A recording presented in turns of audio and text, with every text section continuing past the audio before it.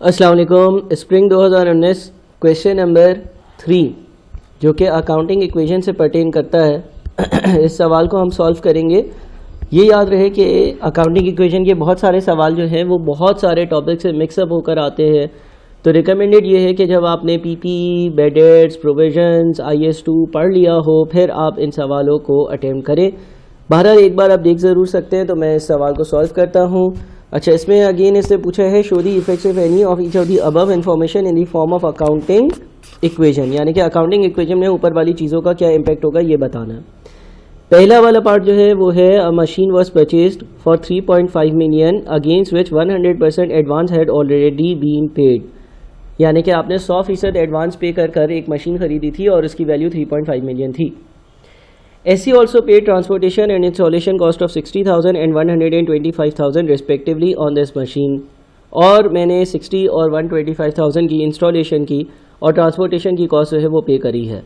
ठीक है, ये जो पहला पोर्शन है वो PPE property plant and equipment IAS 16 से डील करता है, और IAS 16 के हिसाब से हम इन तीनों अमाउंट्स को यानी कि ट्रांसपोर्टेशन को, मशीन की परचेज़ की कॉस्ट को और इंस्टॉलेशन को कैपिटलाइज करेंगे, यानी कि अगर डबल एंट्री पास करेंगे तो हम मशीनरी जब डेबिट करेंगे, अपना फिक्स एसेट जो है वो डेबिट करेंगे, तो वो इन तीनों अमाउंट्स के एडिशन से करा जाएगा, विच इज़ 3500, 60 एंड 125, यानी कि 3685, 3685 000 से मशीनरी होगी डेबिट। ठीक है, अच्छा आपने 3.5 मिलियन एडवांस पे कर दिया था, तो जब करा था तब आपने एंट्री पास करी होगी एडवांस डेबिट बैंक क्रेडिट।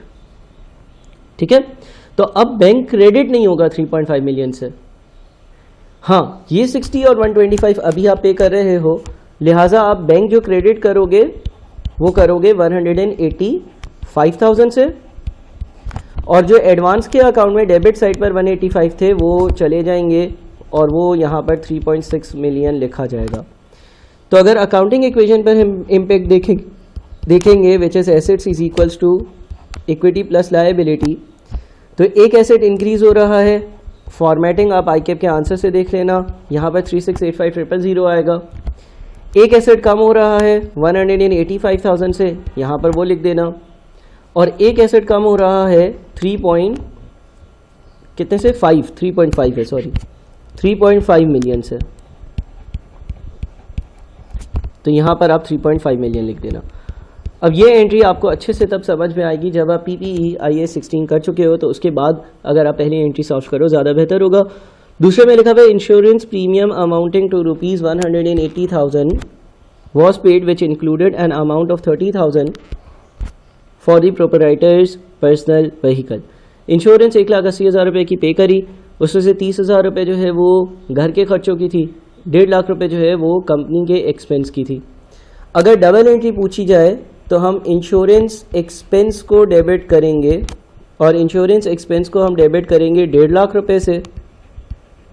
हम जो ड्राइंग्स हैं उन ड्राइंग्स को हम डेबिट करेंगे 30,000 रुपये से, और हमने इसको पे किया है तो हम बैंक को जो है ना वो क्रेडिट करेंगे 1,80,000 रुपये से।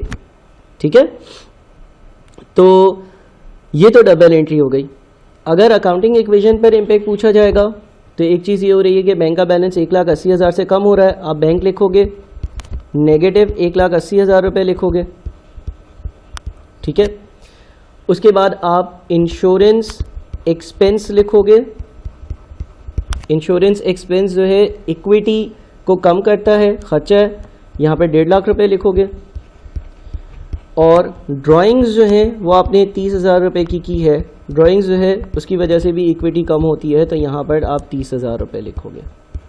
ठीक है जनाब, तो इस तरह से आपकी अकाउंटिंग इक्वेशन पर जो इम्पैक्ट्स आना चाहिए वो आ गए। थर्ड है office equipment having cost and carrying value of 265 and 89 respectively was sold for 95। एक ऑफिस इक्विपमेंट है जिसकी कॉस्ट 265 थी, जिसकी कैरिंग वैल्यू 89 थी, और वो मैंने 95 का बेचा है, तो 95 माइनस 89 यानी कि मैंने 6,000 रुपये के प्रॉफिट पर ये चीज़ बेची है।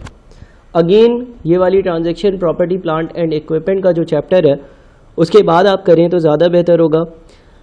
अच्छा, ये office equipment having cost and carrying value 265 and 89 respectively was sold for 95,000, ठीक है।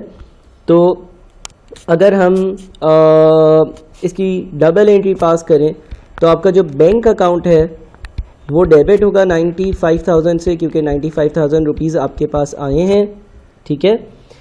आपकी जो एक्यूमुलेटेड डेप्रिसिएशन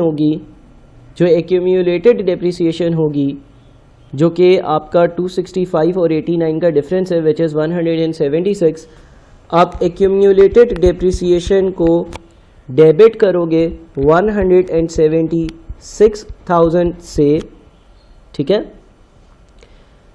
डेबिट करना एक्यूमुलेटेड डेप्रिसिएशन को, यानी कि कम करना। फिर आप कॉस्ट को जो है वो क्रेडिट करोगे। कॉस्ट का जो भी अकाउंट होगा ऑफिस इक्विपमेंट का, वो 265,000 से क्रेडिट हो जाएगा। तो 265,000 की चीज़ थी, 176,000 तक की यूज़ कर ली, अब उसकी वैल्यू 89 बची। 95 में अगर मैंने उसको बेच दिया तो 6,000 रुपये का मुझे गेन हुआ। अब गेन ऑन डिस्पोजल जो है उसको आप क्रेडिट करोगे 6,000 रुपये से, ठीक है। ये आप अपनी डबल एंट्री पास करोगे। पीपी का चैप्टर जब हो जाएगा तो आपको ये डबल एंट्री अच्छे से समझ में आएगी। अकाउंटिंग इक्वेशन पर इसका क्या इम्पैक्ट होगा, एक तो आप बैंक का बैलेंस इंक्रीज़ हो रहा है, तो बैंक जो है एसेट्स के नीचे 95,000 लिख दोगे, ठीक है। दूसरा, एक्यूमुलेटेड डेप्रिसिएशन जो है वो कॉन्ट्रा एसेट है, ठीक है। और इस कॉन्ट्रा एसेट की बात करें, कॉन्ट्रा एसेट जो है उसका एसेट से नेचर बिल्कुल ही डिफरेंट होता है। अब कॉन्ट्रा एसेट जो है वो हमारा, उसका अकाउंट जो है वो कम हो रहा है, ठीक है ना। कॉन्ट्रा एसेट का अकाउंट जो है वो कम हो रहा है, तो हम 176,000 लिखेंगे। अच्छा, एसेट्स के नीचे अगर एसेट्स डिक्रीज़ हो रहे होते हैं तो नेगेटिव में लिखा जाता है, लेकिन अगर कॉन्ट्रा एसेट डिक्रीज़ हो रहा होता है तो पॉजिटिव में लिखा जाता है, क्योंकि ये सारी चीज़ें इसकी रिवर्स होती हैं, ठीक है।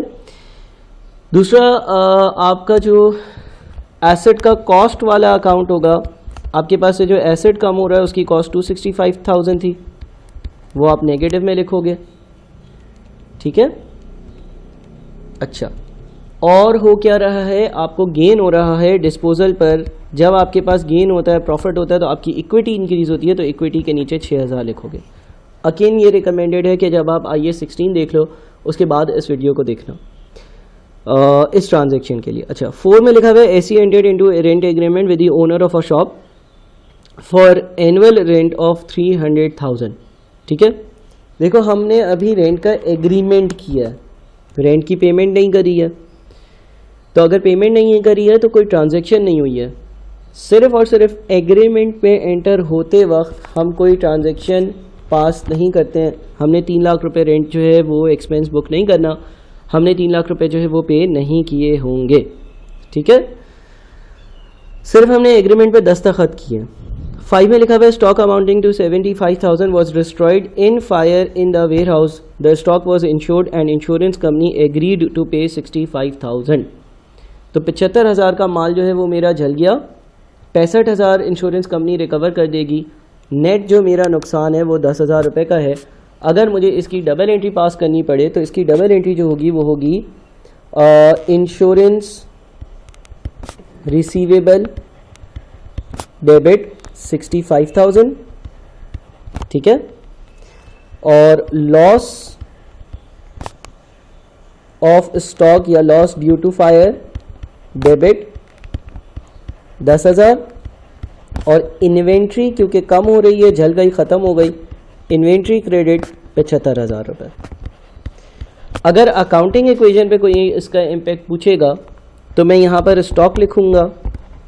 स्टॉक 75,000 कम हो रहा है, एसेट के नीचे नेगेटिव 75,000 लिखूँगा। इंश्योरेंस का जो क्लेम है वो एक एसेट है, एसेट इंक्रीज़ हो रहा है तो पॉजिटिव 65,000 लिखूँगा। और मुझे लॉस हुआ है, लॉस अगर होता है loss on stock due to any reason, तो उससे मेरी इक्विटी कम होती है तो उसके नीचे नेगेटिव 10,000 रुपये लिखूँगा, ठीक है। अगला है AC incurred cost of 1.2 million on extension of warehouse and 250,000 on miscellaneous repairs.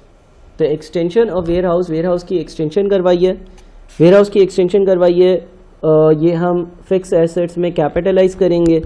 Double entry पास करूँगा तो वेयर हाउस जो है उसको मैं डेबिट करूँगा 1.2 मिलियन से, ठीक है।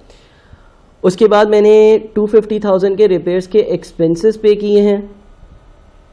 अगर मैं रिपेयर्स के एक्सपेंसेस की डबल एंट्री पास करूं तो रिपेयर एंड मेंटेनेंस का जो एक्सपेंस है वो डेबिट हो जाएगा 250,000 से, और इन दोनों की यानी कि टोटल अमाउंट की मैंने बैंक से अगर पेमेंट करी होगी तो बैंक जो है वो क्रेडिट होगा 1450000 से। ये डबल एंट्री होगी। अकाउंटिंग इक्वेशन पर इसका क्या इम्पेक्ट होगा? अकाउंटिंग इक्वेशन पर ये इम्पेक्ट होगा कि आप बैंक लिखोगे और एसेट के नीचे -1450000 लिखोगे, बिकॉज आपके पास से ये एसेट या पैसा जा रहा है। वेयर हाउस लिखोगे और वेयर हाउस जो है वो 1200000 पॉजिटिव लिखोगे, बिकॉज वेयर हाउस है वो इसकी एक्सटेंशन हो रही है, वो इंक्रीज़ हो रहा है। और रिपेयर्स एंड मेंटेनेंस के एक्सपेंस की वजह से इवेंचुअली आपका कोई भी खर्चा होता है तो उससे आपकी इक्विटी कम हो जाती है, यानी कि यहाँ पर 250,000 नेगेटिव लिखोगे इक्विटी के नीचे, ठीक है। तो हमने एक और सवाल डिस्कस किया, लेकिन मैं ये रिकमेंड करूँगा अगेन कि आप जो है वो अपने सिलेबस के मेजॉरिटी टॉपिक्स कर लो, फिर इस सवाल के वीडियो को देखना, बिकॉज इसमें बहुत सारी बातें बहुत सारे चैप्टर्स से लिंक्ड है। बहुत शुक्रिया।